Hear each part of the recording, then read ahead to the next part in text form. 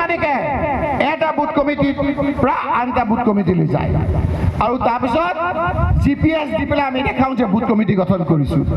আৰে জিপিএছে কি ফটোহে দেখাব? মই যদি এই বুথ কমিটিত আছোঁ, মোৰ জিপিএছে ক'লে আছে, আকৌ একেটা মানুহে যদি বি থাকোঁ, আকৌ জিপিএছে দেখিব বুথ কমিটি হৈ গ'ল, কিন্তু একেখিনি মানুহে আছে। সেইকাৰণে চামগুৰিত আমি কি কৰিছোঁ, একেদিনাই একে সময়তে প্ৰত্যেকটো বুথ কেন্দ্ৰত আমি একেলগে সভা কৰিছোঁ, যাতে এটা বুথ কমিটিৰ মানুহ আনটো বুথ কমিটিত যাব নোৱাৰে। এটা বুথ কমিটিত কিমান শক্তিশালী সেইটো চোৱাৰ কাৰণে আজি আমি বুথ কমিটি তেনেকৈ গঠন কৰিছোঁ, যাতে ফাঁকি ফুকা নহয়। আৰু সেইকাৰণে অসমত কি জানে, বুথ কমিটি গঠন কৰিবলৈ এনেকৈ সভা পতা নাই। আমি কৈছোঁ যে আজি বুথ কমিটি কেনেকৈ হ'ব লাগে, আপোনালোকক ব্লক কংগ্ৰেছৰ জৰিয়তে মণ্ডল কংগ্ৰেছে দিছে, পিচিচিয়ে দিছে, AICCয়ে দিছে। আমি যেনেকৈ আমাৰ পাৰ্থ প্ৰতিমে কৈছে, যেনেকৈ সমষ্টি লেভেল BLA কমিটি আমি প্ৰথম কৰিছোঁ অসমত, কম দিনৰ ভিতৰত প্ৰত্যেকটো মণ্ডলত আমি বুথ কমিটি আমি কৰিম। বুথ কমিটিৰ কনভেনশ্যন আমি মণ্ডলত কৰিম। তাৰপিছত ব্লক ৱাইজ প্ৰত্যেকটো ব্লকত এখন এখন বুথ কমিটিৰ কনভেনশ্যন কৰিম। আৰু এই কনভেনশ্যনত আমি গৌৰৱ গগৈ ডাঙৰীয়াৰ প্ৰমুখ্যে, দিল্লীৰ জিতেন্দ্ৰ সিং প্ৰমুখ্যে সেই লোকসকলক নেতাক লৈ আনিম। সেইকাৰণে আজি আমি এটা সিদ্ধান্ত ল'ব লাগিব যে আজি বুথ কমিটি আমি কিমান দিনৰ ভিতৰত আমি গঠন কৰিব পাৰোঁ। মই বহাৰ পাছত এজন এজন মণ্ডল কংগ্ৰেছক মই আমাৰ জিলা আমাৰ ব্লক কংগ্ৰেছে সুধিব যে কিমান দিনৰ ভিতৰত যিটো ফৰ্মেট দিছে সেই ফৰ্মেট মতে আপোনালোকে পূৰ্ণাংগ বুথ কমিটি গঠন কৰি তেওঁলোকৰ ফোন নাম্বাৰ, তেওঁলোকৰ ডিটেইলছ, তেওঁলোকৰ এপিক নাম্বাৰ সকলোৰে সৈতে জমা দিব। সেইটো দিয়াৰ পাছতে আমি জিতেন্দ্ৰ সিঙৰ লগত আমি যোগাযোগ কৰিম, গৌৰৱ গগৈৰ লগত যোগাযোগ কৰিম। ঠিক BTC ইলেকশ্যন শেষ হোৱাৰ পাছতে অসমৰ ভিতৰত প্ৰথম চামগুৰি সমষ্টিৰ দুটা ব্লকত আমি বেলেগে বেলেগে বুথ কমিটিৰ কনভেনশ্যন কৰিম। আৰু এই যে বুথ চুৰ, সেই বুথ চুৰ আমি ৰক্ষা কৰি বুথ চুৰ কৰিবলৈ নিদিম। একমাত্ৰ উপায় হৈছে তেওঁলোকৰ বুথ চুৰ। আমাৰ ইয়াত বুথ চুৰ কৰিব পাৰিব নেকি? মই চিন্তাই কৰা নাই, পাৰিব নেকি?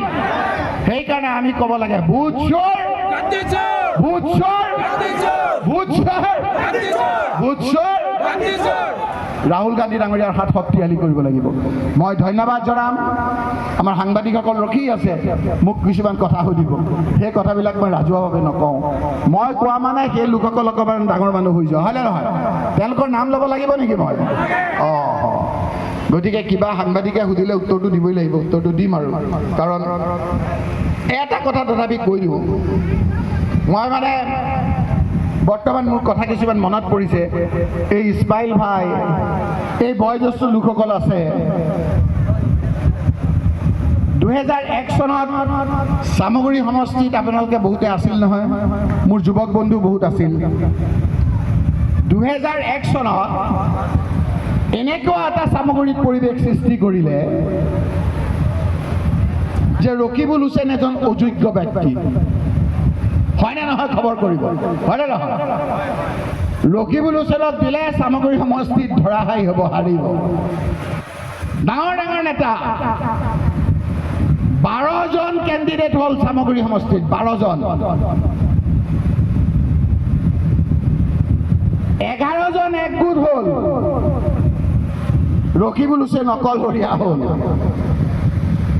তৰুণ গগৈ আৰু কংগ্ৰেছে, সোনিয়া গান্ধীয়ে নিজৰ ববীয়াকৈ তেওঁ ছাৰ্ভে পঠিয়ালে, কাৰো কথা নুশুনিলে। 11জন নাইকিয়া হৈ গ'ল।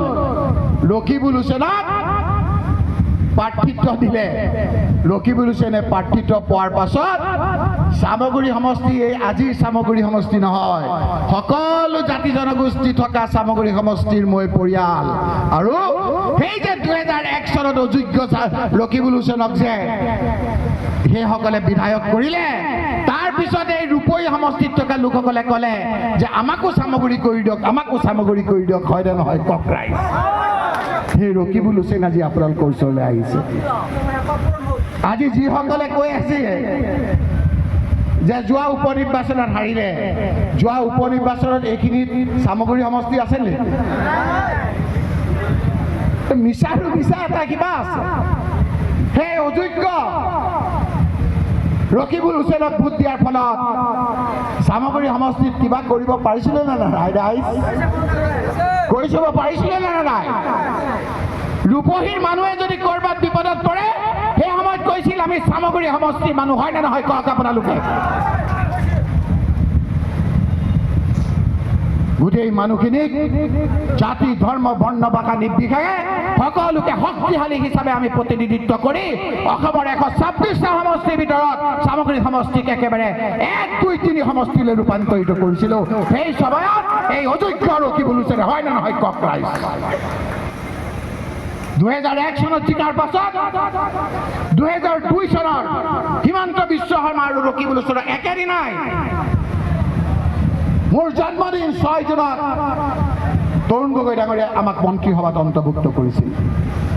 সেই অযোগ্য ৰকিবুল হুছেইনে মন্ত্ৰীসভাত অন্তৰ্ভুক্ত কৰি গোটেই অসমতে বিভিন্ন ক্ষেত্ৰত পাৰদৰ্শিতা দেখাব পাৰিছিল নে নাই? ৰাইজ কওক আপোনালোকক। তাৰ ফলশ্ৰুতিত 2006 চনত যেতিয়া আহিছিলোঁ সেই অযোগ্য ৰকিবুল হুছেইনক পুনৰ চামগুৰি সমষ্টিৰ জাতি ধৰ্ম বৰ্ণ ভাষা নিৰ্বিশেষে সকলো লোকে জিকাই পঠিয়াইছিল নে নাই? ৰাইজ কওক ৰাইজ। এই সময়ত এই ৰূপহী সমষ্টিৰ মানুহে কৈছিল নে নাই যে আপোনালোকে আহক ৰূপহী দুটক কৈছিল নে নাই? ৰাইজ আপোনালোকে সেই 2006 চনত জিকাৰ পাছত 2011 চনত যেতিয়া বিভিন্ন ক্ষেত্ৰত NRCকে আদি কৰি বিভিন্ন ক্ষেত্ৰত যেতিয়া মানুহখিনি বিপদত পৰিছিল, ৰূপহী সমষ্টিৰ চুকে কোণে, ধিং সমষ্টিৰ চুকে কোণে, নগাঁও পটদ্ৰ বা বিভিন্ন সমষ্টিৰ চুকে কোণে আপোনালোকে বিপদত নপৰিব পৰাকৈ আমি আপোনাৰ কাষত আছিলোঁ নে নাই? ৰাইজ সেই সময়ত আপোনালোকে আমাৰ কথাত কংগ্ৰেছ পাৰ্টীসকলক ইয়াৰ পৰা বিজয়ী কৰিছিল নে নাই? ৰাইজ 2011 চনত আমি ইয়াৰ পৰা জিকাৰ পিছত আকৌ 2016 জিকালে। 2011 চনত গোটেই অসমত আজিৰ দৰে বতাহ কৰিল যে ৰকিবুল হুছেইনক হৰুৱাব লাগিব, কাৰণ ই সকলো জাতি ধৰ্মৰ কাম কৰে। প্ৰফুল্ল মহন্তক উঠাইছিল নে নাই? ৰাইজ কম্বাইন অপজিশ্যন, তেতিয়া AGP BJP এলায়েন্স নাছিলে, অকল চামগুৰি সমষ্টিত AGP BJP UDF চবে মিলি ৰকিবুল হুছেইনৰ বিৰুদ্ধে যুঁজিছিল। প্ৰফুল্ল মহন্ত ডাঙৰীয়া সেই সময়ত মুখ্যমন্ত্ৰীৰ প্ৰাৰ্থী আছিল, কিন্তু মোক জাতি ধৰ্ম বৰ্ণ ভাষা নিৰ্বিশেষে সকলো লোকে বুজি পাইছিল আৰু প্ৰফুল্ল মহন্তৰ নিচিনা সন্মানে মই লৈছোঁ শক্তিশালী প্ৰাৰ্থীক 20,000 ভোটৰ ব্যৱধানত হৰুৱাই ৰকিবুল হুছেইনক পুনৰবাৰ বিজয়ী কৰিছিল। তেতিয়াও কৈছিল যে আমি 11 জন, আমাক 11 জনৰ ভিতৰত যিকোনো এজনক দিয়ক, ৰকিবুল হুছেইন অযোগ্য প্ৰাৰ্থী নিদিব। কথাখিনি বুজি পাইছে ৰাইজ? সেই বিজেপি আকৌ এতিয়া নতুন ভেগত কাক অযোগ্য কোৱা নাছিল? গৌৰৱ গগৈক অযোগ্য বুলি কৈছিল নে নাই? কৈছিল নে নাই? মনত পেলাই দিম নেকি? কৈছিল নে নাই গৌৰৱ গগৈ? সেই গৌৰৱ গগৈ এতিয়া যেতিয়া লোকসভাত থিয় হয় মোদী ডাঙৰীয়াই চচপা খুলি তলত চাই থাকিবলগীয়া হয়। বুজি লওক আপোনালোকে। মুখৰ আগত কয় সি হোম মিনিষ্টাৰক, কয় নে নকয়? তাক গৌৰৱ গগৈ গৌৰৱেৰে আমাক তাত প্ৰতিনিধিত্ব কৰিছে। সেই গৌৰৱ গগৈকো অযোগ্য বুলি কৈছিল নে নাই? ৰাহুল গান্ধী কিমান তুচ্ছতাচ্ছিল্য কৰিলা? সেই ৰাহুল গান্ধীয়ে খোজ কাঢ়ি যেতিয়া সকলোৰে বুকুত সোমাল, এতিয়া লোকসভাত উঠাৰ লগে লগে বিজেপি পলাই পত্ৰক দিয়ে, নাইকিয়া হৈ যায়। কয় যে মোৰ চকুত চাই কথা কোৱা মানুহ নাই, কাৰণ ৰাহুল গান্ধী সদায় দুখীয়াৰ পক্ষত আছে। ৰাইজ ৰাহুল গান্ধীক অযোগ্য বুলি কৈছে। পুৰণি মানুহে জানে ইন্দিৰা গান্ধীৰ নিচিনা মহিলাক ভুংগী গৰি বুলি কৈছিল, কথা ক'ব নোৱাৰা ব্যক্তি বুলি কৈছিল। সেই ইন্দিৰা গান্ধী বিশ্বৰ ভিতৰত বৰেণ্য নেত্ৰী হিচাপে পৰিণত হৈছিল। গতিকে এই যিসকলে আপোনালোকক আমাৰ মাজত বিভ্ৰান্তিৰ সৃষ্টি কৰিবলৈ আহিছে, তেওঁলোকক কম যে আপোনালোকে শুই নিদিব। আপোনালোকে শুই দিলে মোৰ যুৱক বন্ধুসকলৰ অকণমান মামৰ লাগি যায়। আপোনালোকে ভক্তিশালী হৈ থাকক। মোৰ যুৱক বন্ধুসকলে মামৰ আঁতৰাই আপোনালোকক তেওঁলোকেই যথেষ্ট। মোৰ লোকসকলক এই ল'ৰাকেইটাই এই মহিলাসকলে যথেষ্ট। তাৰ কাৰণে আকৌ ৰকিবুল হুছেইনৰ প্ৰয়োজন নাই। আছে নেকি ৰাইজ আপোনালোকৰ? আমি সকলোৱে ঐক্যবদ্ধ হৈ থাকিম। সকলোৱে ঐক্যবদ্ধ হৈ থাকিম। এইটো পৰীক্ষাৰ সময়, গৌৰৱ গগৈ ডাঙৰীয়াক শক্তিশালী কৰাৰ সময়, ৰাহুল গান্ধীৰ হাত শক্তিশালী কৰাৰ সময়, মাল্লিকাৰ্জুন খাৰ্গেক শক্তিশালী কৰাৰ সময়।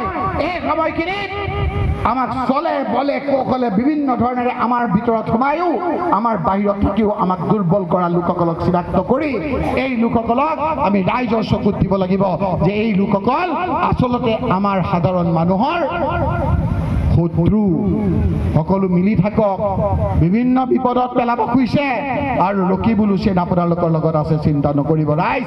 সকলো ধৰণৰ সুবিধা, আইনগত আপোনালোকৰ সুবিধা আমি আপোনালোকৰ সন্মুখৰ ফালৰ পৰা দিম।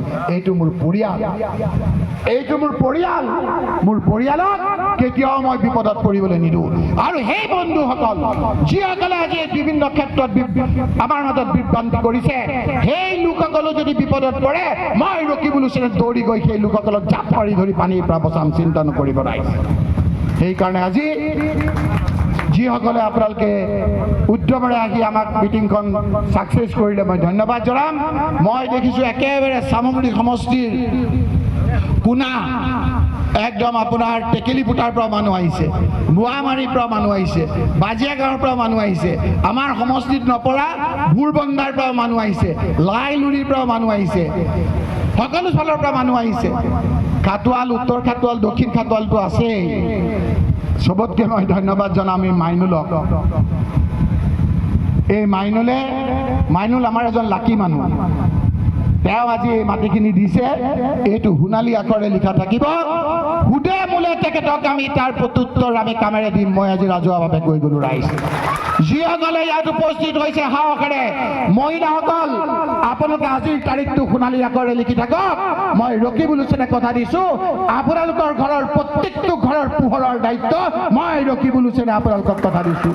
মোৰ যুৱক বন্ধুসকল, আজি যে তোমালোকে হিতৰ বিপৰীতে গৈ যে মটৰ চাইকেলেৰে গৈছা, তোমালোকে যে শক্তিশালীৰে তোমালোকে নেতৃত্ব দিছা, এই কষ্ট তোমালোকৰ অথলে নাযায়। মই ৰকিবুল হুছেইনে সুদে মূলে এই কথাখিনিৰ প্ৰত্যুত্তৰ তোমালোকক দিম। তোমালোকক সংস্থাপন, তোমালোকৰ ঘৰখন চলাৰ দায়িত্ব আমি ল'ম, আমি কংগ্ৰেছৰ মাতৃয়ে ল'ম। আমাৰ নৈতিক কৰ্তব্য। এই মহিলাসকল, বয়োজ্যেষ্ঠ লোকসকল, আজি এই বয়োজ্যেষ্ঠ লোকসকলে মই কৈছোঁ কিয় আহিছে ঘৰৰ পৰা কষ্ট কৰি, বোলে আজি আপোনাৰ কাৰণে অহা নাই। সেই লোকসকলে যিদৰে আমাক তাচ্ছিল্য কৰিছে, মোক ডেকা কৰি দিছে, এই লোকসকলক মই আজি নাপাহৰোঁ। আপোনালোকৰ যিসকলে বয়সস্থ হৈ আজি সভালৈ আহিছে, আপোনালোকে কেৱল মনত পেলাই দিব মই ৰকিবুল হুছেইনে কেনেকৈ কাম কৰোঁ। পুৰণা চামগুৰিৰ মানুহক সুধি ল'ব। সেইকাৰণে যোনে এবাৰ সম্বন্ধ কৰিছে মোৰ লগত, আমাৰ লগত, মোক কিন্তু এৰাব খোজাব নোৱাৰে। যিসকলৰ তেজত বিশ্বাসঘাতকতা নাই, যিসকল বিশ্বাসঘাতকতা, সেইসকলক বাদ দি সকলো আমি একেলগে থাকি সমাজখন আগবাঢ়ি লৈ যাম। অন্তত আনন্দৰ সময়ত আমি একেলগে নাথাকিলেও দুখৰ সময়ত শক্তিশালী হিচাপে সকলো আমি থাকিম। কংগ্ৰেছৰ লগত থাকিম, গৌৰৱ গগৈৰ লগত থাকিম, ৰাহুল গান্ধীৰ লগত থাকিম, মাল্লিকাৰ্জুন খাৰ্গেৰ লগত থাকিম। এইখিনি কথাৰে পুনৰবাৰ আজি কষ্ট কৰা সকলোকে মই ধন্যবাদ, কৃতজ্ঞতা আৰু শুক্ৰিয়া আদায় কৰি মোৰ বক্তব্য ইমানতে শেষ কৰিছোঁ। ধন্যবাদ। জয় অসম, জয় গুৰু।